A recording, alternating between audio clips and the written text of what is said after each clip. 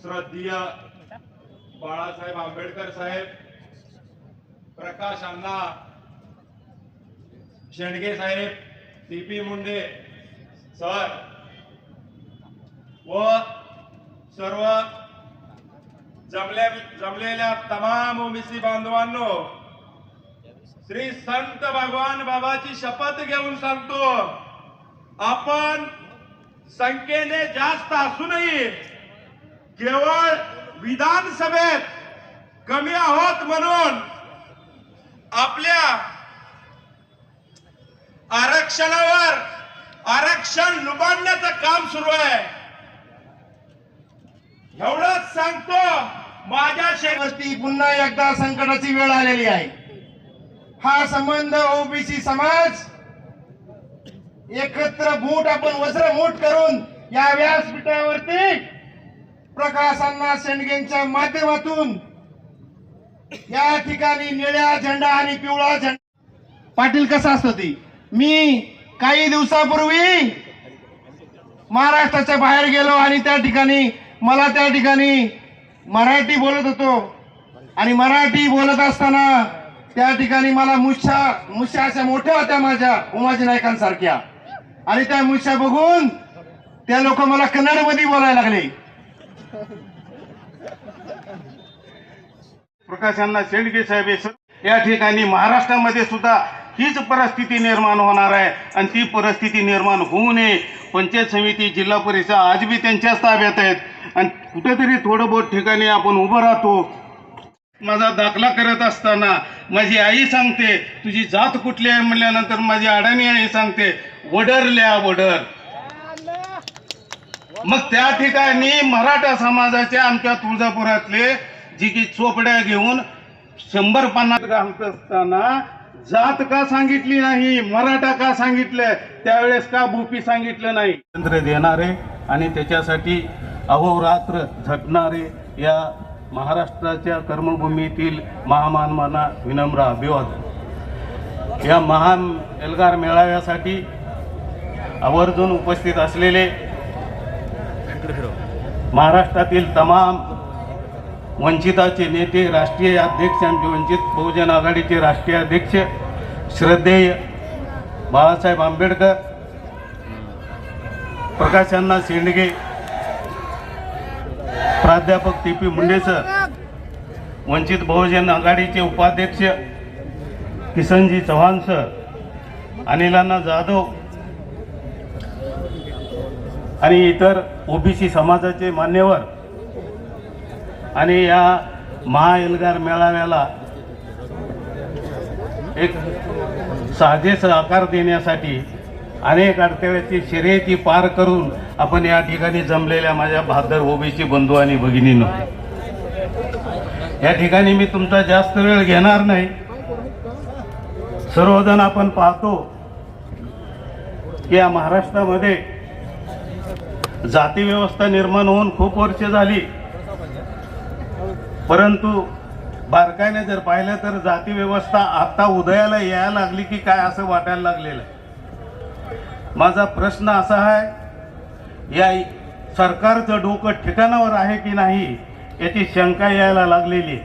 याचं कारण असं आहे की जातीचं प्रमाणपत्र देण्यासाठी ज्या जातीचं प्रमाणपत्र आपण देतो, ज्या माणसाला आपण जातीचं प्रमाणपत्र देतो, ती व्यक्ती त्या जातीच्या माणसाच्या पोटी जन्माला यायला पाहिजे. जर माझा बाप वडार असेल तर मी त्या वडराच्या पोटी जन्माला आलं पाहिजे, तरच मला वडराचं प्रमाणपत्र मिळालं पाहिजे, ही माझं म्हणणं. अनेक वर्ष तुमच्या देशमुख्या पाटीलक्या सगळ्या संपायला लागलेल्या आहेत. विकून जमिनी खाल्ल्यात, हायवेत गेल्या, विकून खाल्ल्या, आणि त्याच्या टीपी मुंडे साहेब यांचा सत्कार धाराशिवकरांच्या वतीनं करण्यात येत आहे.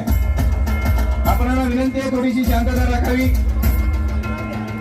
मान्यवरांचा सत्कार या ठिकाणी संपन्न होत आहे.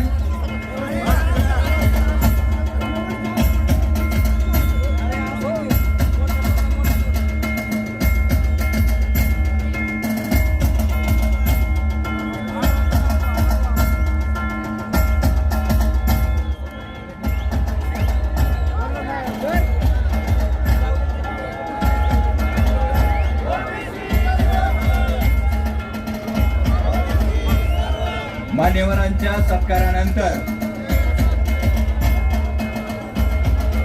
डॉक्टर बाबासाहेब आंबेडकर यांचे नातू श्रद्धेय बाळासाहेब आंबेडकर आपल्या धाराशिव नगरीमध्ये आलेले आहेत. त्यांचा सत्कार धाराशिव सकल ओबीसी समाज आयोजन समितीच्या वतीने संपन्न झालेला आहे. यानंतर कार्यक्रमाची प्रस्तावना अर्जुनदादा सलगर आपल्याला संबोधित करतील.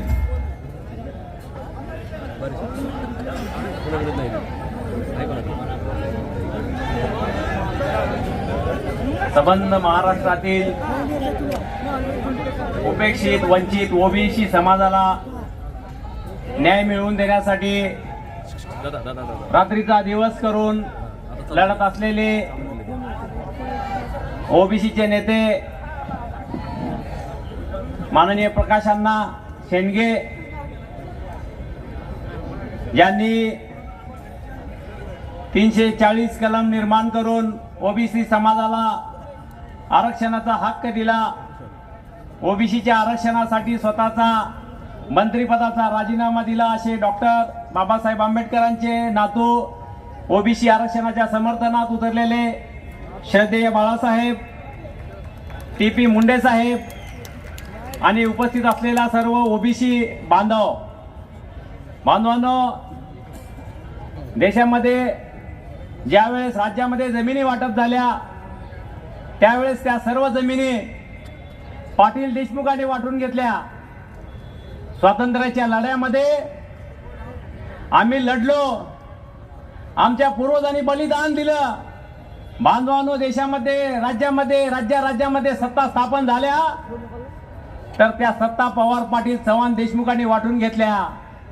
बांधवांनो, सरपंच पदापासून मुख्यमंत्री पदापर्यंत सर्व पदावर तुम्हीच अतिक्रमण केली. राज्यामध्ये सहकार निर्माण झालं.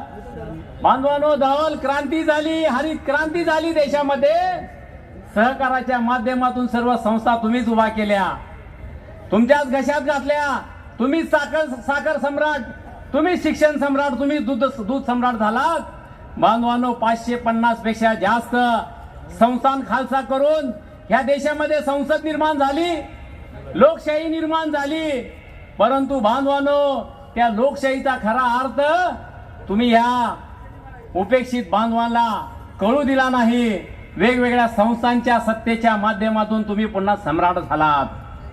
बांधवांनो, गावगाड्याच्या माध्यमातून आम्ही राष्ट्र निर्माण करणारी माणसं या सत्तेमध्ये, सरकारमध्ये, तुमच्या जमिनीदारीमध्ये कुठेच राहिलो नाहीत. तुमच्याकडून आमच्यावर अन्याय होणार हे या देशाच्या संविधान निर्मात्याला माहित होतं. म्हणून डॉक्टर बाबासाहेब आंबेडकरांनी आम्हाला मुख्य प्रवाहामध्ये येण्यासाठी आमचा विचार करून 340 कलम ओबीसीच्या आरक्षणाच्या हक्काची निर्मिती केली. बांधवांनो, आम्ही आता कुठं तर आरक्षणाचा लाभ घेऊन आम्ही आता कुठं तरी ग्रामपंचायतचा सदस्य होत होतो, आता कुठे सरपंच होत होतो, जिल्हा परिषद सदस्य होत होतो. आम्ही आता कुठे या आरक्षणाच्या माध्यमातून शिक्षण घेऊन काही नोकऱ्या मिळवत होतो, तर आज आमच्या आरक्षणामध्ये तुम्ही अतिक्रमण करून पुन्हा आणखीन आम्हाला उपेक्षित आणि वंचित ठेवण्याचं जर काम करणार असाल तर बांधवांनो, तुमची ताकद जर ही सत्ता असेल, 8 आयोग जर तुमच्या आरक्षणाला मान्यता देत नसतील तरीही तुम्ही कमिट्या निर्माण करून पुन्हा आरक्षणामध्ये, ओबीसीच्या आरक्षणामध्ये शिरकाव करणार असाल तर प्रकाशांना, तुम्ही परवा तुमच्या डोळ्यातून अश्रू आले, त्या अश्रूच्या एका थेंबाची शपथ, त्या एका अश्रूची किंमत हा ओबीसीचा बांधव या राज्यामध्ये ओबीसीची सत्ता स्थापन करून दाखवल्याशिवाय राहणार नाही. बांधवांनो, तुम्ही सर्व ओबीसी बांधव आज या महाएल्गारमध्ये आज आपण एकटे नाहीत, आपण फक्त ओबीसी नाही, अरे संबंध दीन दुबळ्या वंचित घटकांचं नेतृत्व करणारे श्रद्धेय बाळासाहेब आज आपल्या सोबत आहे. त्यामुळे येणारी सत्ता ही आपलीच आहे. हा लढा असाच चालू ठेवा बांधवांनो. आपल्या लढ्यामध्ये, आपल्या आरक्षणामध्ये अतिक्रमण जे कोणी करण्याचा घाट घालत आहेत त्यांना धडा शिकवल्याशिवाय राहणार नाहीत. त्यामुळे मी सर्वांना पुन्हा एकदा विनंती करतो, आपण पुन्हा एकदा आज या महाएल्गार मधून एक घोषणा देऊ आणि आज आपण संख्येनं जरी आज इथं काय उपस्थित असतील तर ह्या एक मताची किंमत येणाऱ्या निवडणुकीमध्ये दाखवून देऊ बांधवांनो. एकच परवा. जय हिंद, जय मल्हार, जय भीम. अतिशय मोलाचं मार्गदर्शन केल्यानंतर या पुढील संबोधन करणारे आपले अनिलजी जाधव आपल्याला आपले विचार समोर मांडतील.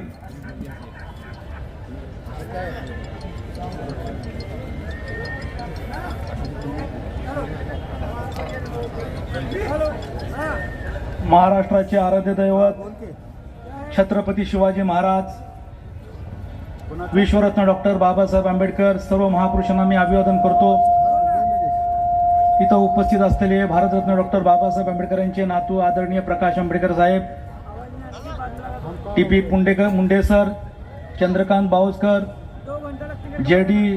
लाडले आणि इथं उपस्थित असलेले प्रकाश अण्णा शेंडगे.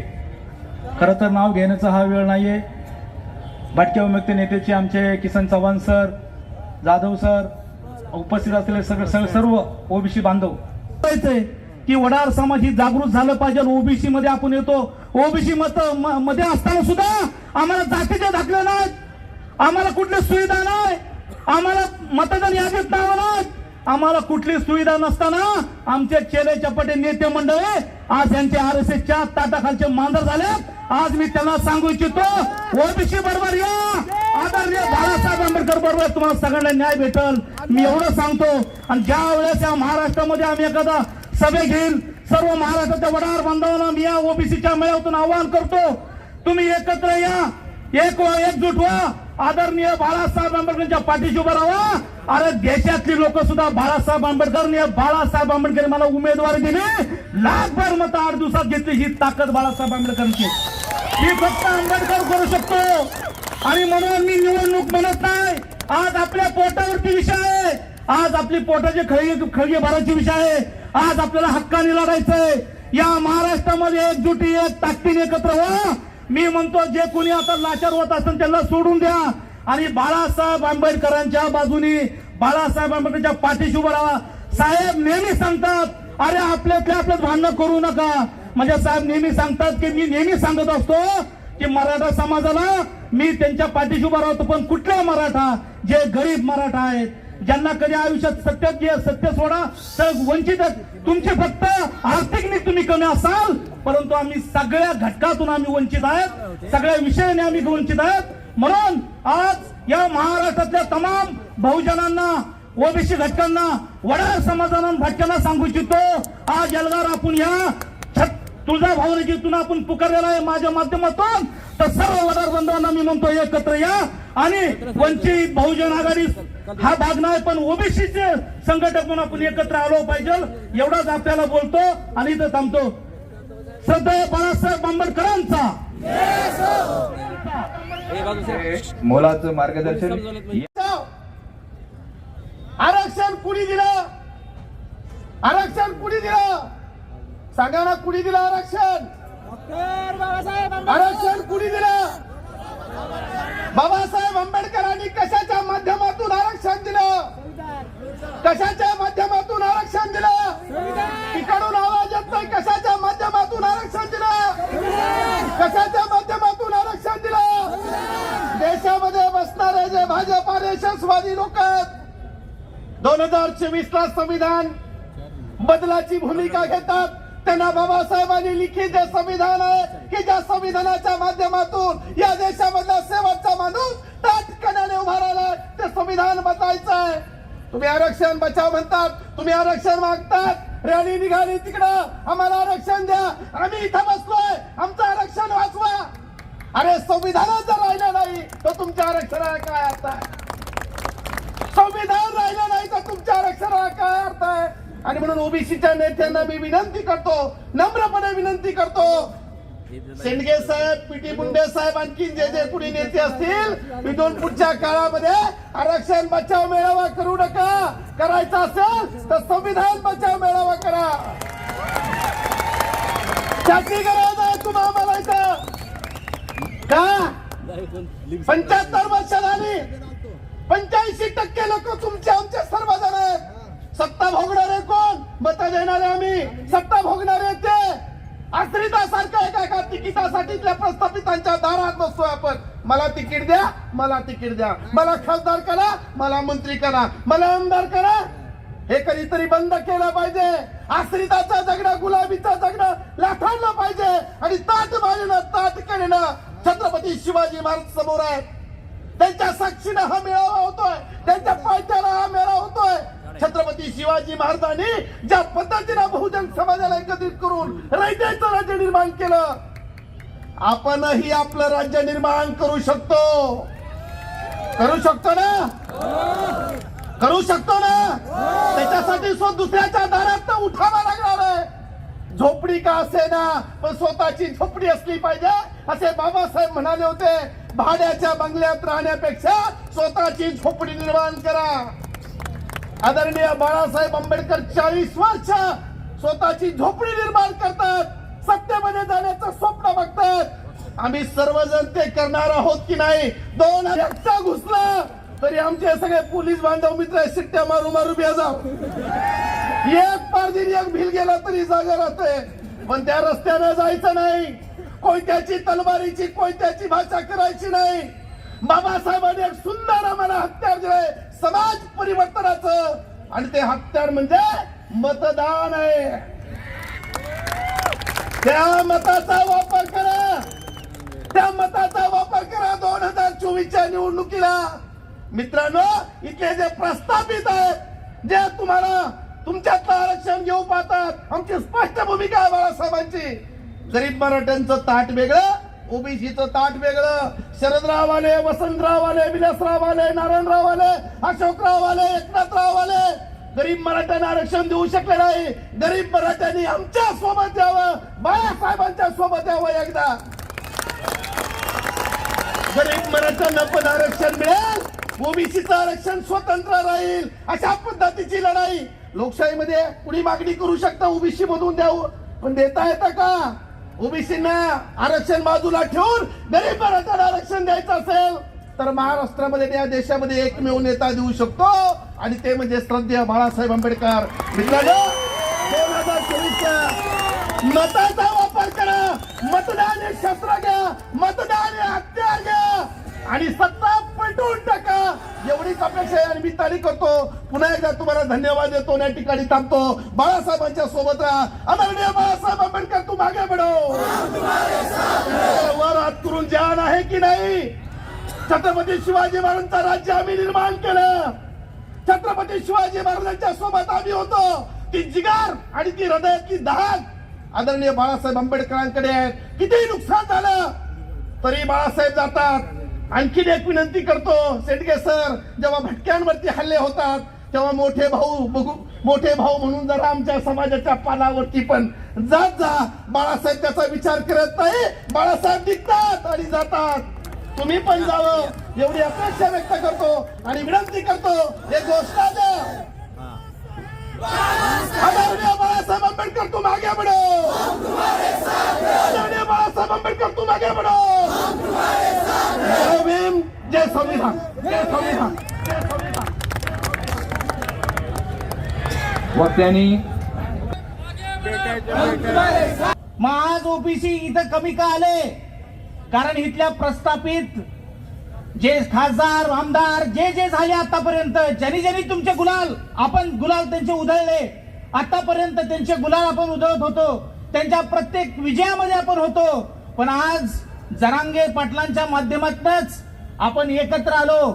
जरांगे साहेबांना माझा मुजरा आहे की तुम्ही ह्या सगळ्यांना एकत्र आणण्यासाठी कारणीभूत ठरला. आता ही लढाई आमची शेवटपर्यंत टिकवण्यासाठी आमची राहील. आम्हाला मुंबईत जायची गरज लागली तर मुंबईत जाऊ आणि दिल्लीत लागले तर दिल्लीत जाऊ, पण हा लढा कायम आपल्या बाळासाहेब आंबेडकर आणि छगनराव भुजबळ साहेबांच्या माध्यमातून आणि प्रकाश अण्णा शेंडगेंच्या माध्यमातून आणि टीपी शेंडगेंच्या माध्यमातून हा लढा इथून पुढच्या काळामध्ये उभा राहील याची मला खात्री आहे. आणि मी तुम्हाला आपल्यामध्ये पाया पडायची पद्धत नाही. बाळासाहेब आंबेडकर, तुम्हाला मी हात जोडून विनंती करतो. छगन भुजबळ साहेब, तुम्ही इथं नाही आहेत, पण मी तुम्हाला मनापासून धन्यवाद देतो की तुम्ही दोघं आणि प्रकाश शेंडगे आणि आमचे टीपी मुंडे हे जर एकत्र राहिले तर यात राज्याची सत्ता या ओबीसी मध्ये असं आल्याशिवाय राहणार नाही, हे मी तुम्हाला ठामपणे सांगू शकतो. अरे आज जननायक कर्पूरी ठाकूर जे नाभी समाजाचे होते, त्यांचं हे जनशताब्दी वर्ष आहे आणि या जन्मशताब्दी वर्षामध्ये आपल्याला सन्मान म्हणून भारत रत्न हा पुरस्कार जननायक कर्पूरी ठाकूर यांना मिळाला, याचा आम्हाला सार्थ अभिमान आहे. आणि याच्यासाठी मी धन्यवाद देतो भारत सरकारला की तुम्हाला जन्मशताब्दीचं वर्षाची वाट बघावी लागली या जननायकाला भारतरत्न देण्यासाठी. मरणोत्तर भारतरत्न देण्याची प्रथा तुम्ही टाकलेली आहे आणि आमचे जननायक तुम्हाला ओळखत नाहीत, पण यांचा सगळ्यांचा बाप, या सगळ्या बापांचा बाप. मान्यवरांनी स्थानापन्न व्हायचं आहे. प्रमुख मार्गदर्शक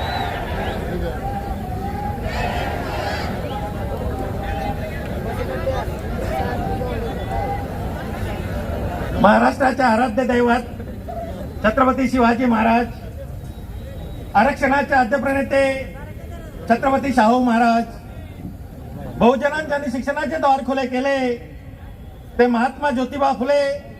अरे बुलबुल के बाहों में बाज नहीं होता, हरने वालों का कभी राज नहीं होता.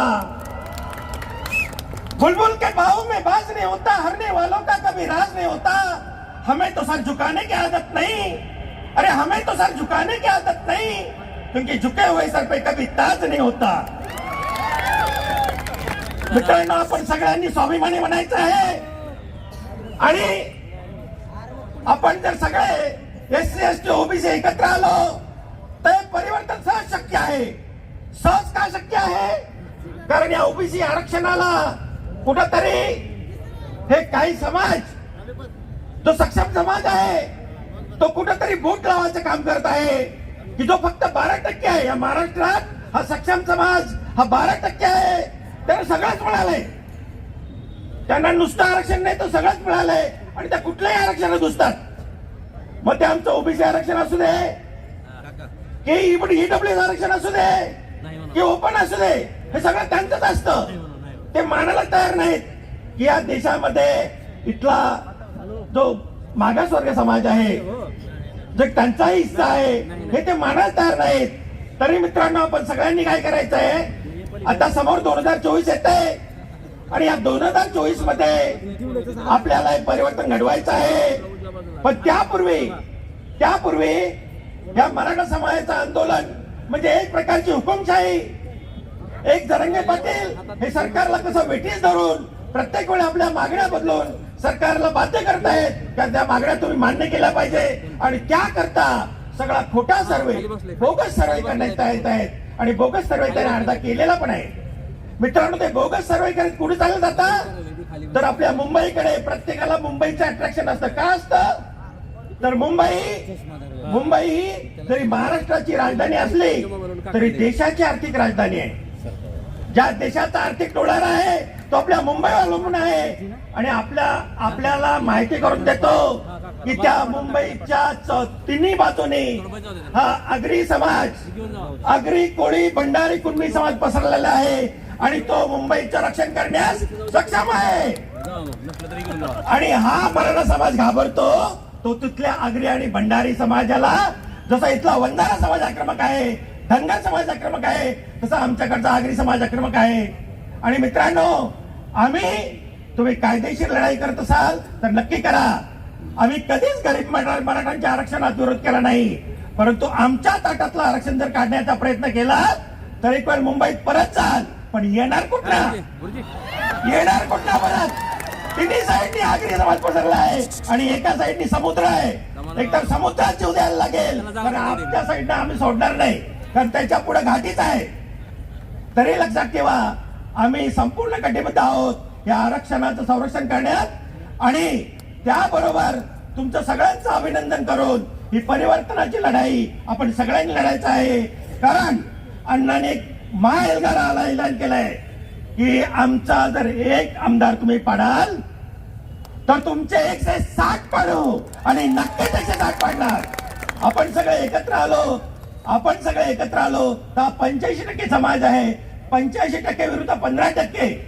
तुम्ही बघा काय आहे ते, आणि ह्याच्यामुळं आपण ते नक्कीच साध्य करू. वास्तविक मी व्यवसायानं चार्टर्ड अकाउंटंट आहे आणि हिशेब कसा करायचा हे आम्हाला चांगलं माहिती आहे. त्यामुळे या 12% लोकांचा हिसाब करायचा हे आपल्याला चांगलं ठरवायचं आहे आणि तसं आपण करूच. परंतु मी एवढंच म्हणणार की आपण सगळ्यांनी हे आपल्या सगळ्यांचं साध्य जे करायचं आहे ते 2024 मध्ये आपण नक्कीच करूया. आपल्याला सगळ्यांना आपल्या अण्णांचं मार्गदर्शन तसेच बाळासाहेबांचं मार्गदर्शन ऐकायचं आहे. म्हणून मी माझ्या शब्दांना विराम द्यायच्या अगोदर एका शायराने म्हटलेलं एक शायरी बोलतो आणि एक घोषणा देईन आणि तिथंच थांबेन. तो शायर असं म्हणतो की पाप का गड़ा एक दिन भरेगा जरूर, अरे पाप का गड़ा एक दिन भरेगा जरूर, SC ST OBC विजयंती का मान सम्मान लौटेगा जरूर. पाप का गड़ा एक दिन भरेगा जरूर, SC ST OBC का मान सम्मान लौटेगा जरूर. अरे नापाक होती है SC ST OBC विरोधी कुत्तों से दोस्ती, अरे नापाक होती है SC ST OBC विरोधी कुत्तों से दोस्ती. यदि काटेंगे नहीं तो चाटेंगे जरूर.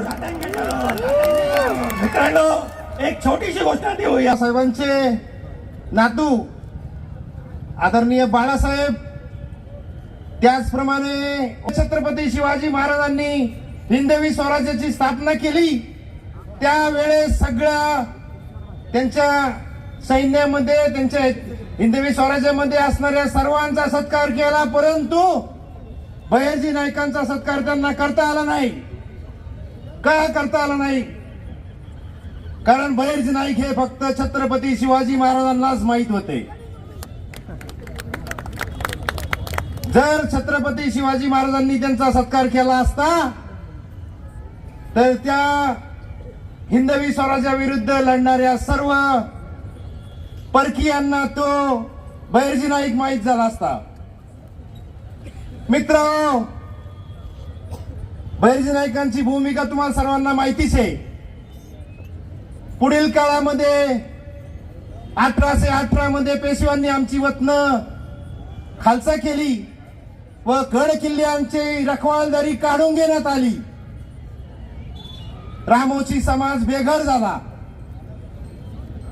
उपासमारीची वेळ आली, चोऱ्या दरोडेखोर असे संबोधण्यात आले आणि पुढील काळामध्ये त्या ठिकाणी आद्य क्रांतीवीर राजे उमाजी नाईकांनी बंड पुकारले इंग्रजांविरुद्ध आणि पुढील काळामध्ये त्या इंग्रजांविरुद्ध बंड पुकारून रामोशी समाज महाराष्ट्रामध्ये काय असतो हे दाखवून देण्याचं काम त्या ठिकाणी इंग्रजांना दिले. मित्र, समाज काय असतो हे आपल्याला माहिती आहे. आज आपल्यावरती पुन्हा एकदा संकटाची वेळ आलेली आहे. हा संबंध ओबीसी समाज एकत्र मूठ आपण वज्रमूठ करून या व्यासपीठावरती प्रकाश अण्णा शेंडगेंच्या माध्यमातून या ठिकाणी निळ्या झेंडा आणि पिवळा झेंडा एकत्र आदरणीय बाळासाहेबांच्या माध्यमातून एकत्र आलेलो आहे. ज्या वेळेस हे दोन झेंडे एकत्र येतात त्यावेळेस धरंगे तुला पाटील तर म्हणणारच नाही.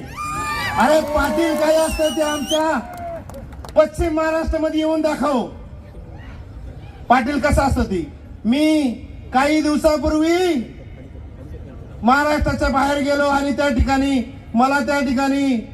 मराठी बोलत होतो आणि मराठी बोलत असताना त्या ठिकाणी मला मुश्या अशा मोठ्या होत्या माझ्या उमाजी नाईकांसारख्या आणि त्या मुश्या बघून त्या लोक मला कन्नड मध्ये बोलायला लागले.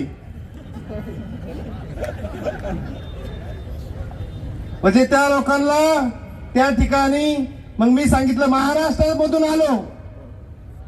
त्या लोकांनी मला काय सांगितलं असेल, ओ मराठा के सरदार, मराठा के राजा छत्रपती शिवाजी महाराज के उधर से आए रहेंगे.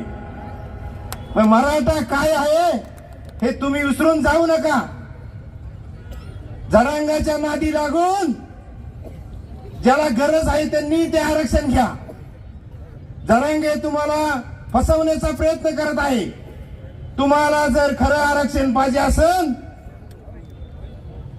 डॉक्टर बाबासाहेब आंबेडकरांनी त्यावेळेस सोलापूरच्या तिथल्या तारा कापल्या आणि आम्हाला सगळ्या भटके विमुक्तांना मुक्त केलं. आज जर तुम्हाला आरक्षण पाहिजे असेल तर आदरणीय बाळासाहेबांच्या संगतीमध्ये येऊन तुम्ही बाळासाहेबांची मागणी करा. नुसती डोकी दिसून चालत नाही. आताच या ठिकाणी सांगितलं की पारधी समाजाच्या नेत्यांनी सांगितलं एक माणूस गावात घुसला तरी गावाची कडी पातळ होती आणि ते खरं आहे साहेब. आपला ओबीसी समाज कमी जरी असला तरी मी एक मराठा 1 लाख मराठा म्हणू शकत नाही, पण एक रामोशी 1 कोटी ओबीसी ही ताकद आपण सर्वांनी एकत्र ठेवून येणाऱ्या काळामध्ये आदरणीय प्रकाश अण्णा शेंडगेंच्या माध्यमातून ओबीसींचा लढा अजून प्रखर करायचा आहे असे मी सर्वांना विनंती करतो व या ठिकाणी माझे 2 शब्द थांबवतो. जय हिंद, जय मल्हार, जय उमाजी नाईक, जय भीम, जय ओबीसी. अरे तुमच्याकडे जमीन होती ती कमी कशी झाली हा संशोधनाचा विषय नाही, सगळ्या महाराष्ट्राला माहिती आहे. परंतु ज्यांच्याकडे जमीनच नाही असे जे ओबीसी आहेत, भटके विमुक्त आहेत, त्यांची काय हालत असेल तुम्ही जर गरीब झालेले असाल तर ते जे आहेत त्यांच्या ताटातलं तुम्ही खाऊ नका. मगाशी या ठिकाणी गाणं म्हटलं गेलं, शीतलताई साठे म्हणाल्या की तुम्ही बंगला तुमचा बांधला तरी चालेल, तुम्ही खुशाल बांधा, परंतु आमच्या झोपडीत घुसू नका. परंतु आता कालपासून जो सर्वे सुरू झालेला आहे त्याच्यामध्ये जेव्हा तो सर्वे करताना त्या शिक्षकांना सांगितलं गेलं की ते जे सांगतील ते तुम्ही तुमच्या त्या फॉर्मवर लिहून घ्यायचं आणि त्यांना प्रशिक्षण तशा प्रकारचं दिलेलं होतं, प्रतिप्रश्न विचारायचा नाही. हे मराठ्यांच्या घरात जातात त्यावेळेला त्यांना घरात जातात म्हणजे स्लॅबचं घर असेल तिथं बसून ज्या वेळेला सर्वे केला जातो तेव्हा ते सांगतात माझं बाबा कच्चं घर आहे, मातीचं घर आहे, बंगला नाही. दुसरं 4 चाकी गाडी जर दारात उभी असेल तर त्यांनी सांगायचं की मला गाडी नाही, मला नोकरी नाही, मी फक्त शेती करतो आणि एखाद दुसरा एकर माझी जमीन आहे. अशा प्रकारे ते खोटी माहिती आज जमा करतायत आणि तुमच्यापेक्षाही मागास दाखवण्याचा प्रयत्न केला जातोय आणि त्याला संपूर्ण महाराष्ट्राच्या आता राज्यकर्त्यांचं पाठिंबा आहे, समर्थन आहे. किंबहुना त्यांनीच तशा प्रकारच्या सूचना दिलेल्या आहेत की यांना जेवढं गरीब दाखवता येईल, जेवढं खालच्या दर्जाचं दाखवता येईल तेवढं दाखवा, म्हणजे त्यांना आरक्षण मिळेल. म्हणजे तुम्हाला काय ओबीसी मध्ये यायचंय का? श्रीमंत असून देखील जर गरीब म्हणून तुम्हाला म्हणून घ्यायची हौस असेल तर तुमच्याकडे मराठा समाजाकडे जी जमीन जागा आहे, जी सत्ता आहे, जी साखर कारखाने आणि शिक्षण संस्थांमध्ये तुमची सत्ता आहे, हे सगळ्याचा तुम्ही त्याग करा आणि आमच्यासारखं गरीबाचं जीवन जगून बघा. त्याच्यानंतर तुम्हाला कळेल. तो त्याचा त्याग करा आणि तो सगळा ओबीसीना द्या. माझं तर म्हणणं असं असेल की तुमच्याकडची सगळी साधन संपत्ती जी आहे ती या ओबीसीना देऊन टाका. आम्ही आरक्षण सोडतो, तुम्ही आरक्षण घ्या. सगळी संपत्ती सोडतो, नव्हे आरक्षण सोडतो आम्ही. तर अशा प्रकारचे जे आहेत त्याच्यामध्ये परंतु आता व्यासपीठावर बसलेल्या नेत्यांनी सगळ्यांनी सांगितलं की काहीतरी थोडं बोलावं लागेल, म्हणून मी काहीतरी थोडं बोलायला उभा आहे. काहीतरी बोला म्हणले तर काहीतरी बोलायचं. बंधूनो, आज आपण हजारो वर्षापासून थोडं गरिबीचे जीवन जगत आहोत, मागासलेले आहोत. सामाजिक, आर्थिक, शैक्षणिक, राजकीय सगळ्या दृष्टीने आपण मागासलेलो आहोत. पण जे या महाराष्ट्रातली सुदृढ समाज आहे, धनदांडगा आहे, जात दांडगा आहे, तो मात्र आज ओबीसीच्या ताटातलं अन्न मागतोय आणि आम्हाला फार भूक लागलेली आहे, कसं बी करा आम्हाला तुमच्या ताटातलं अन्न द्या. आम्ही सांगितलं की तुम्हाला एवढी भूक लागली असेल तर ज्यांनी कारखाने, शैक्षणिक संस्था ह्या खाऊन टाकल्यात त्यांना जाऊन खा. एवढी तुम्हाला जर भूक लागली असेल तर ज्यांनी या महाराष्ट्रामध्ये 50 वर्ष मराठा समाजाच्या नेत्यांनी सत्ता भोगली, त्यांनी तुम्हाला गरीब ठेवलं असं तुमचं म्हणणं आहे. तर त्या मराठा समाजाने तुम्हाला गरीब ठेवलं, त्यांचे जे काही सत्तास्थानं आहेत ते सत्तास्थानं तुमच्याकडे घ्या. पण उठाय लागलाय, सुटाय लागला हा जरांगे, हा म्हणतो ओबीसी मध्ये घुसायचंय, ओबीसी मध्ये घुसायचंय. एवढं तुझ्या बापाला सोपं आहे काय? कुठे बी घुसणं, कुठे बी राहणं नाही. हे असं नाही होणार. हा ओबीसी समाज, हा एससी समाज, हा स्वाभिमानी, स्वाभिमानानं जीवन जगणार आहे.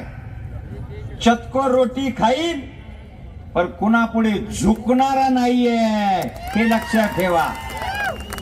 आणि म्हणून आम्ही आमच्या स्वाभिमानानं जेवढं आम्हाला डॉक्टर बाबासाहेब आंबेडकरांनी आम्हाला ज्या घटनेच्या माध्यमातून 340व्या कलमाच्या माध्यमातून आम्हाला जे दिलं हे आम्ही खाऊ लागलेलो आहोत.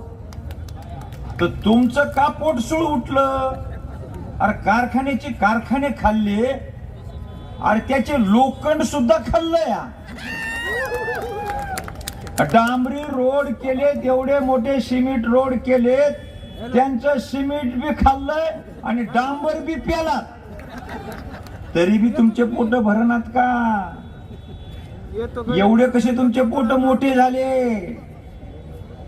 तुमचे पोट जर मोठे झाले असले तर तिकडं बघा, आमच्या ताटात कदापि तुम्हाला येऊ देणार नाहीये.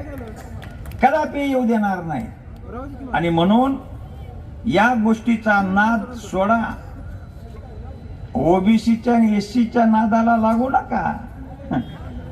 एससीच्या आणि ओबीसीच्या नादाला लागाल ओबीसीच्या, आणि ते जर तुमच्या माग जर लागले तर तुम्हाला पळती भुई कमी होईल. बघा पळती भुई. आजही आमचा ओबीसी प्रकाश आंबेडकर साहेब, आमचा ओबीसी आणखी जागा झाला नाही हो. काय खायला आहे आणि काय नाही काही कळच नाही आम्हाला. आज तुम्ही जर एससी समाजा जर हाक मारली काय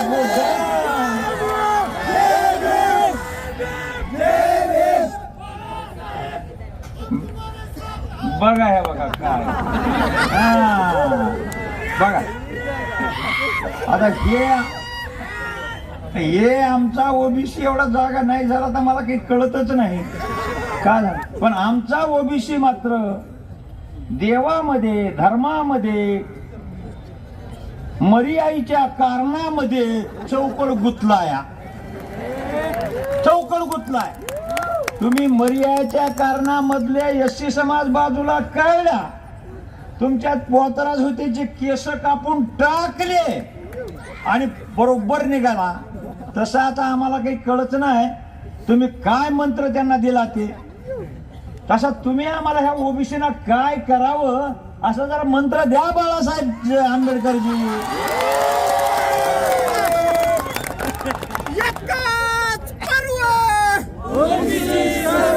आणि म्हणून जिथं जिथं आम्हाला बाबासाहेबांनी आमचं आरक्षण दिलंय त्या कुणी लबाडानं काही मागायचा प्रयत्न केला तरी मिळणार नाही. आता 288 आमदार 48 खासदार या महाराष्ट्रातले निवडून गेले. फक्त मराठ्याच्या मतावर गेले का हो? मराठ्याच्या मतावर गेलेत का? आता तुम्ही पैसे घेऊन का होणार पण त्यांना मतदान दिलं ना.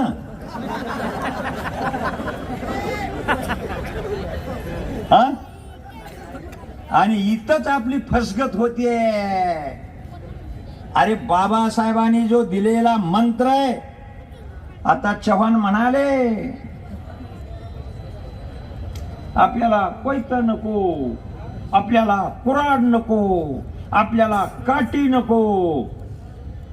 ज्यांना जर चांगलं सांगून जमतच नसल तर चव्हाणजी काय करायचंय मग पुन्हा? आपले घरदार जर जाळायला येत असतील तर आपण पुस्तोड कामगार आहे, काट्या सांभाळे मेंढर आहेत आणि फरशा घेऊन निघालेले आपण सगळे एससी बीसी वाले आहोत, झाड तोडणारे डोंगरांनी. तसं आपल्या अंगावर आलं तर आपण सुद्धा शिंगावर घेऊ बरं का. मग हे लक्षात घ्या. आणि आम्हाला जर नाही खवळलं तर आम्ही कशाला कुणाला काय म्हणतो? कधीच नाही. हा ओबीसी समाज, हा एससी समाज कोणाला कधीच विनाकारण बोलत नाही आणि बोलला तर त्याची मग ठेवीतच नाही. काही होऊ द्या, काही होऊ द्या, काही होऊ द्या. अरे किती दिवस आम्ही वाड्यानी तांड्यानी झोपड्यानी गावाच्या बाहेर राहून किती दिवस राहायचं आणि तुम्ही पाटलं मस्त मजेत घरात आणि आम्ही बाहेर वाड्यात, चिरबंदी वाड्यात आणि आम्ही बाहेर. एवढा असून मी तुम्हाला आणखी जमना का रे? एवढा असून मी जमना का? आणि म्हणून मला जास्त बोलत नाहीये, बोलता येईना मला, पण मी एवढंच आपल्याला सांगेन की बाबांनो, हे जे 288 आमदार आणि 48 खासदार निवडून गेलेत ते सुद्धा आपल्या विरोधामध्ये. ते सुद्धा जरांग्याच्या लाईन मध्ये आहेत, ते सुद्धा जरांग्याच्या लाईन मध्ये आहेत. आणि म्हणून होईल, मला वाटतं कोण म्हणाल इथं ओबीसी आणि एससी, प्रकाशजी आंबेडकर, प्रकाशजी शेंडगे, प्राध्यापक टीपी मुंडे, हे जर एकत्र आले ओबीसी वाले आणि एससी वाले, अरे यांना देहा दुपारा हे कुलूप लागल, देहा दुपारा. आणि आता एवढा आपल्यावर अंधार पडलाय, एवढा अंधार पडलाय. अरे पिढ्यानपिढीपासून आपण अंधारामध्ये आहोत, पण असं काही कधी घडलं नाही. पण पिढ्यांपासून अंधारात आहोत. पण आता ह्या व्यासपीठावर दोन प्रकाश आहेत, दोन प्रकाश, दोन प्रकाश. एक प्रकाश आंबेडकर आणि प्रकाश अण्णा शेंडगे, हे दोन प्रकाश आपल्यावर आता चौकड, अंधाराच्या ऐवजी आता चौकड काय झाला, उजेड, उजेड होईल. काळजी करू नका. तुमच्या मनातलं जे आहे ते होईल. मी ते घडवण्याचा प्रयत्न करतोय. मी मध्यस्थी घडवितो, मी सोडित नाही. यारी इकडे तिकडे हलू देत नाही सगळ्याली. बिलकुल करू, बिलकुल करू. आणि एकबार त्यांच्या जागा दाखवू. मला कळालं त्या उस्मानाबादला मधले एक पाटील, ते तर मंत्रालयाच्या दाराला कुलूपच ठोकायला गेले. आम्हाला जर आरक्षण नाही दिलं तर मंत्रालयाचं कुलूप ठोकतो. आता 2024 मध्ये तुम्हाला कुलूप ठोकता आम्ही, तुम्हाला कुलूप ठोकू. एससी आणि ओबीसी वाल्यानो, बांधवांनो, हे लक्षात घ्या. लाचार कुणाचं बनू नका, स्वाभिमानानं राहा. बाबासाहेबांनी दिलेला जो एक मताचा अधिकार आहे, अरे ते सत्ता उलटू शकतो, सत्ता उलटू शकतो. आणि ज्यांना दिलं ते येऊ शकतो. तो बाबासाहेबाचा अधिकार एक मताचा, झोपडीतल्या राहणाऱ्याला बी एकच मतदान आहे आणि देशाच्या पंतप्रधानाला बी एकच मताचा अधिकार आहे. हे बाबासाहेबांनी दिलेला आहे. याचा वापर येणाऱ्या पुढच्या निवडणुकीमध्ये एससी ओबीसीचाच माणसाला द्या, नसता आले पाटलाचे पैसे आणि निघाला पळत उधळत, असं होऊ देता कामा नये. अरे पैसे त्यांनी आपल्या जीवावर कमिलेत, पैसे घ्या, पण एससी बीसीच्या ओबीसीच्या लोकांना मतदान करा. एवढंच या निमित्तानं सांगतो, जास्त बोलत नाही. परंतु आपण या ठिकाणी आता दोन्ही प्रकाशित असल्यामुळं आणि प्राध्यापक टीपी मुंडे त्या दोघांमध्ये असल्यामुळं निश्चितच काहीतरी घडल, त्याची तुम्ही काळजी करू नका. पुन्हा मी एकदा सांगतो आणि घोषणा देतो, जरा घोषणा द्या. चरणी नतमस्तक होऊन वंदन करून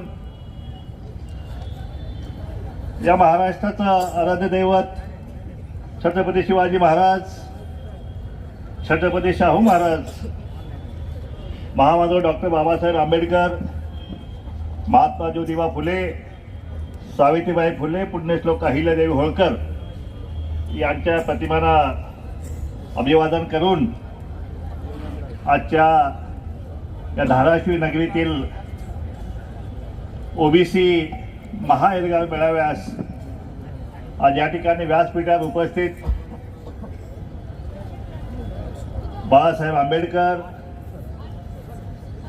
या ठिकाणी ज्यांनी महाराष्ट्रातील वंजारी समाजाची चेतना जागवली असे कोयतावीर माझे मित्र आदरणीय टीपी मुंडे सर,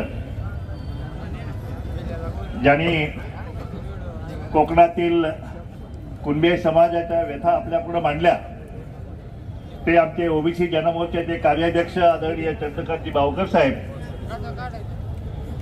आणि मुंबईला वेढा घेऊ द्या की र,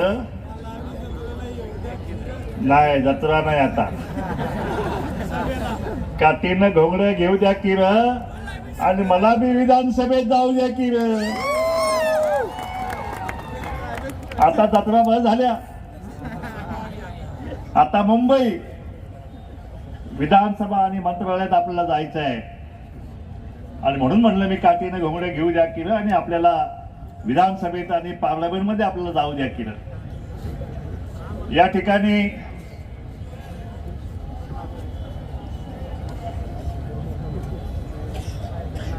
विधानसभेत जायचं असेल तर काय करायला पाहिजे आपल्याला तर सांगायची आवश्यकता नाही. मुंडे साहेबांनी सांगितलं, सगळ्यांनी सांगितलंय. काय जे काय 4 पैसे मिळतील ते घ्यायचे आणि काय घोटभर सुद्धा मिळते माझ्या मते, नाही का? आणि काय अर्धा पाव किलो हे पण मिळतं. पण हे सगळं घ्यायचं, सोडायचं नाही का? म्हणजे आपल्याच बापाची कमाई आहे, हे ह्यांच्या बापाची कमाई नाही आहे. ते सगळं घ्यायचं आणि या ठिकाणी येणारी लोकसभा असेल, विधानसभा असेल, यामध्ये यांना सोडायचं नाही, हा निश्चय करण्यासाठी आजचा महाराजा मेळावा आहे. आणि म्हणून माझी विनंती आपल्याला की आमच्या आरक्षणाचं संरक्षण कसं करायचं, काय करायचं, हे ओबीसीचं आरक्षण आम्हाला या ठिकाणी ज्यांचे नातू बसलेले आहेत त्या बाबासाहेब आंबेडकरांनी आम्हाला आरक्षण दिलं आणि आज तेच आरक्षण जे आहे या महाराष्ट्रातला धनदांडगा सत्ताधारी असलेला असा मराठा समाज हा हे आरक्षण आता हिसकावून घेऊ पाहत आहे. पण महाराष्ट्रातील मराठ्यांनो एक लक्षात ठेवा, आता हा लढा काय एकटा ओबीसींचा झालेला नाही. ज्यांनी आम्हाला आरक्षण दिलं त्याचा रक्ताचा नातेवाईक, त्यांचा नातू आमच्या सोबत आहे. आता या महाराष्ट्रात कुणाची हिंमत नाही ओबीसीच्या आरक्षणाला हात लावायची.